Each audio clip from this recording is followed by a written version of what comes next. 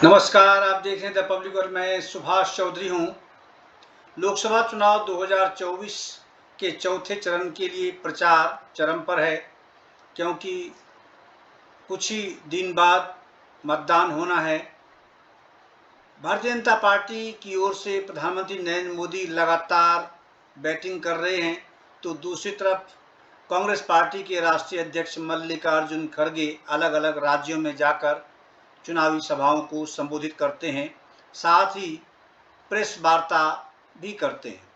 प्रधानमंत्री प्रेस वार्ता सामूहिक तौर पर आयोजित नहीं करते हैं, जबकि कांग्रेस पार्टी के राष्ट्रीय अध्यक्ष मल्लिकार्जुन खड़गे जहां कहीं भी जिस भी स्टेट में जाते हैं तो वो पत्रकारों से बातचीत अवश्य करते हैं। आज उसी क्रम में उनका दौरा हैदराबाद था और हैदराबाद में चुनावी सभा को संबोधित करने से पहले उन्होंने पत्रकारों को संबोधित किया और इस पत्रकार वार्ता में उन्होंने कई महत्वपूर्ण मुद्दे उठाए। उन्होंने प्रधानमंत्री नरेंद्र मोदी पर गंभीर विषयों से दूर होने का आरोप लगाया। उन्होंने कहा कि जिन विषयों को लेकर चुनाव में चर्चा होनी चाहिए, जो घोषणा पत्र है उस पर बातचीत होनी चाहिए कि जनता के लिए क्या करना चाहते हैं, या फिर पिछले 10 वर्षों में भारतीय जनता पार्टी सरकार ने क्या कुछ किया है देश में, उस पर बात होनी चाहिए।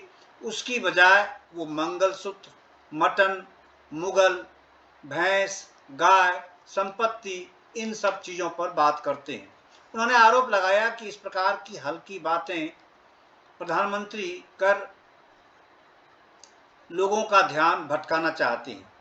उन्होंने कहा कि 3 चरण के मतदान हो चुके हैं, चौथे चरण का मतदान अब होना है और प्रधानमंत्री नरेंद्र मोदी और केंद्रीय गृह मंत्री अमित शाह डर गए हैं, क्योंकि इन 3 चरणों में मतदाताओं ने उनका साथ नहीं दिया है। उन्होंने कहा कि इलेक्शन कमीशन की ओर से इतनी लंबी प्रक्रिया अपनाई जाती है चुनाव आयोजित करने के लिए, जो बेहद परेशानी भरा होता है। उन्होंने कहा कि इससे काफ़ी काम ठप हो जाते हैं। उनका यह कहना था तेलंगाना के संदर्भ में। तेलंगाना में कुछ ही समय पहले विधानसभा चुनाव हुआ था, जहां कांग्रेस पार्टी को बड़ी जीत हासिल हुई थी और कांग्रेस पार्टी ने सरकार का गठन किया है। वहां विधानसभा चुनाव के दौरान लोगों से जो कांग्रेस पार्टी ने वायदे किए थे, उसको अमल करने में आचार संहिता लागू होने के बाद देरी हो रही है, ऐसा कहना था मल्लिकार्जुन खड़गे का। उन्होंने कहा लेकिन इलेक्शन कमीशन जो आदेश जारी करते हैं उस प्रक्रिया का पालन करना सभी का धर्म होता है।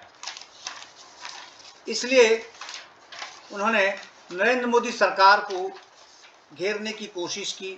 उन्होंने कहा कि वो राहुल गांधी पर निशाना साधते हैं अनावश्यक बातों को लेकर। उन्होंने कहा कि अगर अबानी और अंबानी ये दोनों ही टेम्पो में भरकर पैसे पहुंचा रहे हैं किसी को, तो फिर देश की एजेंसियां क्या कर रही हैं? क्या प्रधानमंत्री के पास इस प्रकार की सूचना है? और अगर सूचना है, जानकारी है, तो फिर वो एजेंसियों को कार्रवाई करने के लिए क्यों नहीं कहते हैं? क्या कारण है कि वो इस प्रकार की बातें कर, अनर्गल बातें कर लोगों को भटका रहे हैं, उसका ध्यान भटका रहे हैं, लोगों में विभेद पैदा करने की कोशिश करते हैं? उन्होंने कहा कि प्रधानमंत्री नरेंद्र मोदी अक्सर मंगलसूत्र की बात करते हैं, भैंस छीनने की बात कर रहे हैं, जो बहुत सस्ती बातें हैं और भारत जैसे देश के प्रधानमंत्री को इस प्रकार की बातें करना शोभा नहीं देती है। आइए आपको सुनवाता हूं मल्लिकार्जुन खड़गे ने अपने प्रेस वार्ता में क्या कहा और किन मुद्दों को उन्होंने सामने रखने की कोशिश की, साथ ही वो कौन से आधार हैं या विषय हैं जिसको लेकर वो तेलंगाना की जनता से कांग्रेस पार्टी को पुरजोर समर्थन देने की अपील कर रहे हैं। सुनिए मल्लिकार्जुन खड़गे को। आवाज को और हमारी बातों को पहुंचाती है। हमने जो लास्ट इलेक्शन में, असेंबली के इलेक्शन में चंद बातें और चंद गारंटीज दिए थे, तो वो गारंटीज हमने अब तक 5 गारंटीज हम फुलफिल किए हैं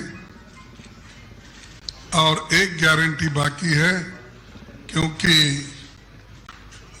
कोड ऑफ कंडक्ट आने की वजह से उस गारंटी को हम इम्प्लीमेंट नहीं कर सके। लेकिन बाकी के जितना भी बस ट्रैवल है और राजीव आरोग्यश्री है, सिलेंडर का है, 200 यूनिट बिजली का है और बेघरों के लिए इंदिरा इंदलू ये जो स्कीम है शुरू किए हैं, ऐसा हर स्कीम हमने लागू करके अपने बातों को हमने साबित किया कि हम जो कहते हैं वो करके दिखाते हैं। और रैयत बंधु का बकाया भी 2 राशि दे चुके हैं और इसके अलावा अभी जो बारिश की वजह से फसल खराब हो गए हैं तो उसके बारे में भी हमारे लोग जल्द से जल्द निर्णय लेके वो भी उनको अपना कॉम्पेंसेशन घोषणा करेंगे।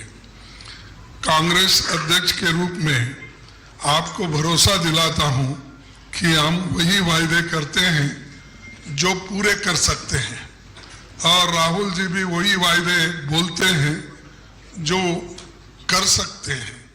तो आज तक हमने जो भी वायदे किए हैं, चाहे कर्नाटक के हो, चाहे हिमाचल के हो, चाहे हमारे हैदराबाद का हो, और हमने करके दिखाया, उसी के तहत हम ये काम कर रहे हैं। और दूसरी चीज जो अब 2 चरण के मतदान हो गए, 3 के हो गए, अभी 1 चरण बाकी है जो जल्द से जल्द हो रहा है और बाकी के और 3 चरण भी जल्द से जल्द खत्म होंगे। लेकिन इतना बड़ा लंबा इलेक्शन शायद किसी को फायदा नहीं है।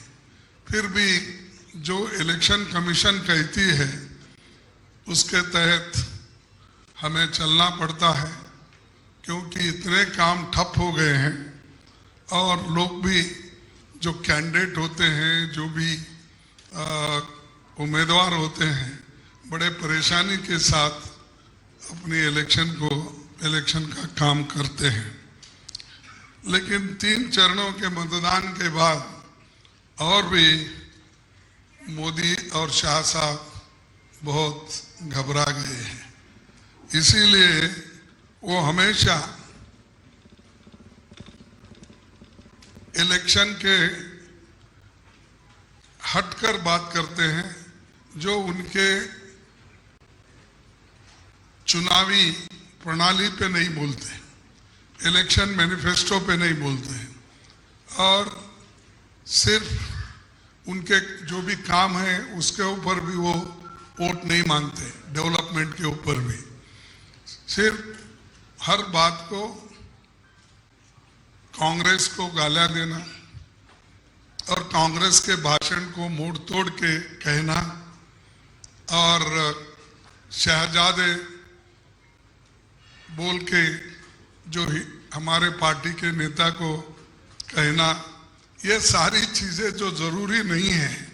अरे आप तो एक इलेक्शन 2 इलेक्शन में और 2-3 साल पहले तो ये कहते थे कोई कांग्रेस हमारा कोई मुकाबला नहीं कर सकती, लेकिन बार बार फिर कांग्रेस को क्यों गालियां दे रहे हैं? इसका मतलब यह है कि कांग्रेस से आप डरते हो, और डरने वाले लोग ऐसी भाषा करते हैं, कभी मुगल की बात करते हो, कभी मटन की बात करते हो, कभी चिकन की बात करते हो, कभी बीफ की बात करते हो, कभी मुस्लिम लीग की बात करते हो, कभी मंगलसूत्र की बात करते हैं। ये यम वर्ड से बड़ा मोहब्बत है हमारे मोदी जी को। ये सब सारी चीजें जो एम से निकलती है, मटन, मुगल, मंगलसूत्र, मोदी बहुत इस चीजों को बहुत पसंद है। तो उन्होंने ये जो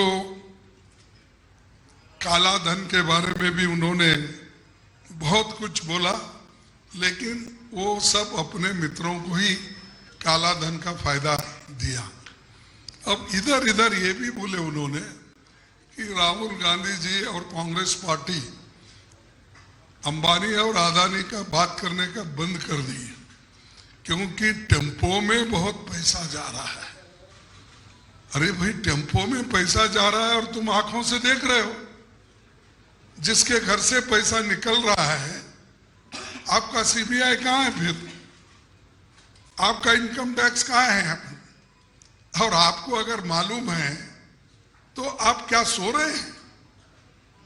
है हिम्मत तो फिर करो। अदानी अंबानी के पास के पैसे किधर किधर जा रहे हैं, उनके घर जब्ती करो, ईडी का इस्तेमाल करो, आईटी का करो।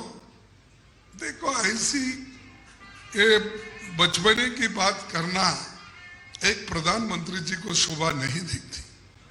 मैं अहमदाबाद गया था, उसी दिन उनका भी भाषण अहमदाबाद में था, गुजरात में। तो वो भाषण कर रहे थे, उसमें उन्होंने ऐसा उचकाने की कोशिश की, दो कौमों में लड़ाई लड़ना की बात की।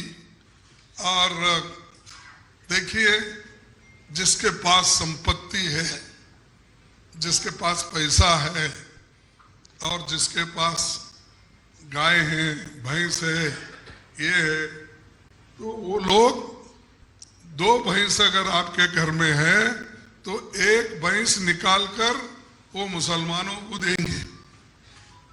एक प्राइम मिनिस्टर बोलता है,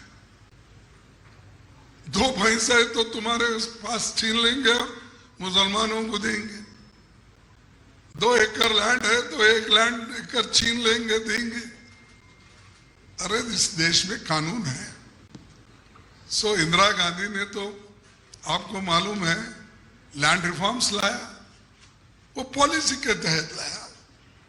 बैंक नेशनलाइजेशन किया, पॉलिसी के तहत किया। लाइफ इंश्योरेंस जो नेशनलाइज किया, कानून के तहत। ये पॉलिसीज पार्टी के होते हैं, देते हैं, लेकिन छोटी छोटी बातों को तुम लोगों को बहकाना, लोगों को एक यानी उनको इंस्टिगेट करना, ये बड़ी बुरी बात है।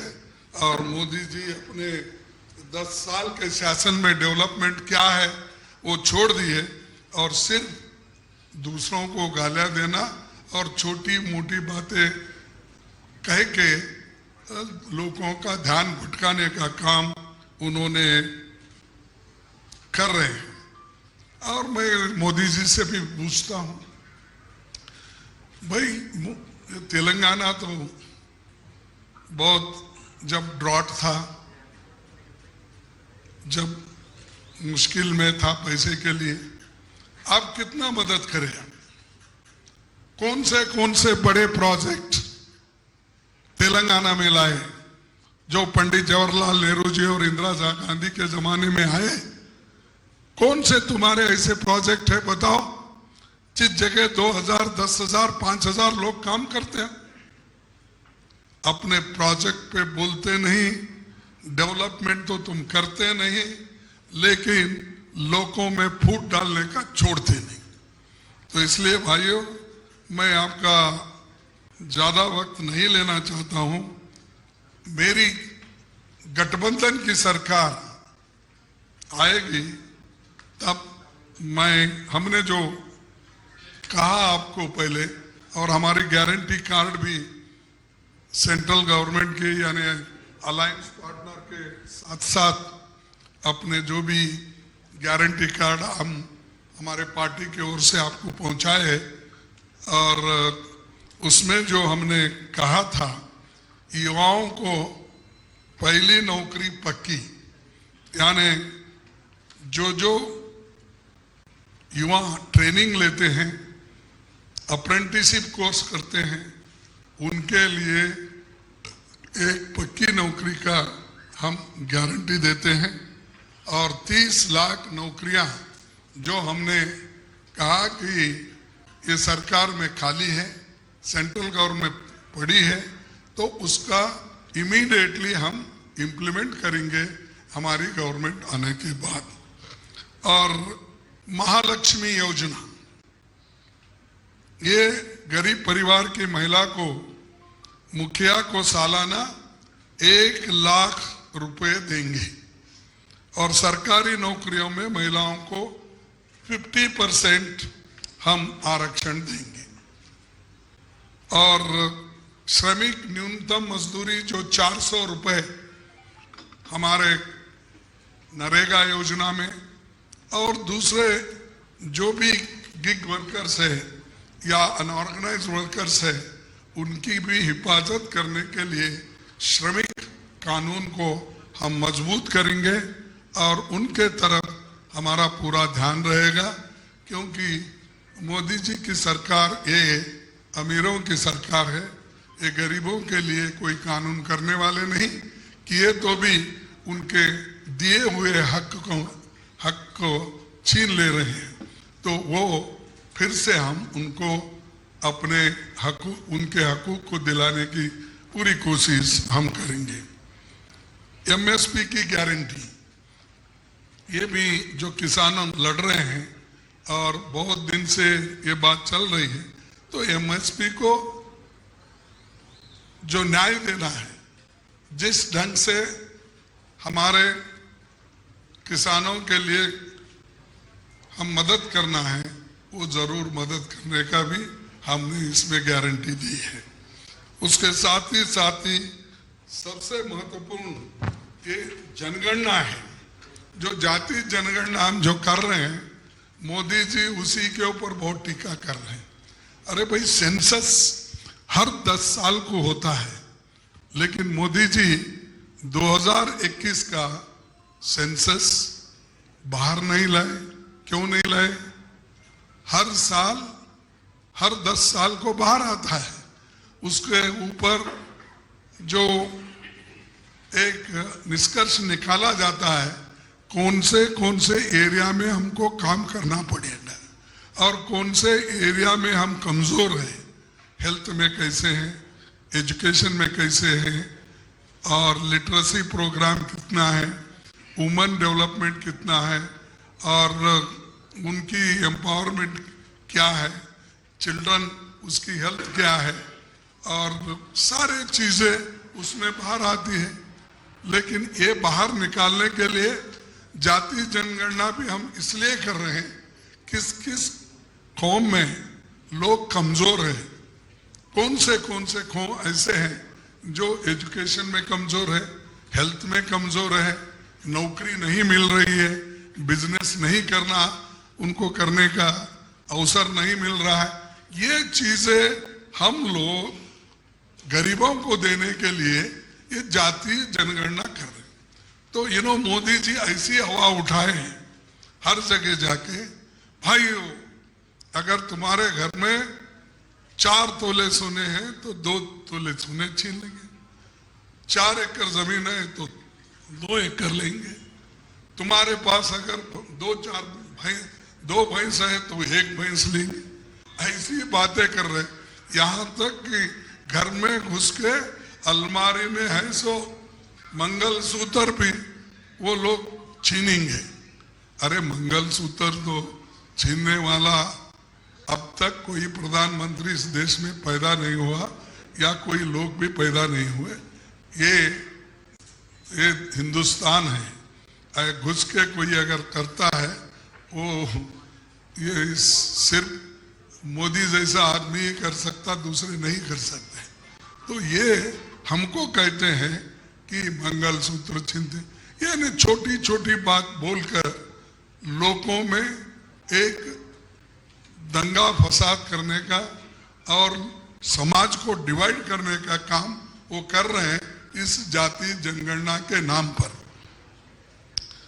और एक मैं आपको राज्यसभा के प्रश्न के जवाब में 2008, 18 और 22 हमने एक प्रश्न पूछा था, भाई आईएएस, आईपीएस, आईएफएस के अफसरों के चयन में एससी, एसटी, ओबीसी की संख्या क्या है? तो उसमें 50% के बजाय सिर्फ 27% उसमें है। ये रिक्रूटमेंट, ये कोई बड़ी बात नहीं है, लेकिन कोई सेक्रेटरी एससी का नहीं है। सेक्रेटरी मीन्स प्रिंसिपल सेक्रेटरी, निर्णय लेने वाला, ना ओबीसी में नहीं है, ना एसटी में नहीं है। और ये लोग बार बार ये बोलते हैं कि हमने एसटी लोगों को खूब किया और उसके अलावा भी ये 50% आरक्षण की सीमा भी हम बढ़ाएंगे, क्योंकि सबको अगर न्याय मिलना है थोड़ा हमको आरक्षण बढ़ाना पड़ेगा। और खास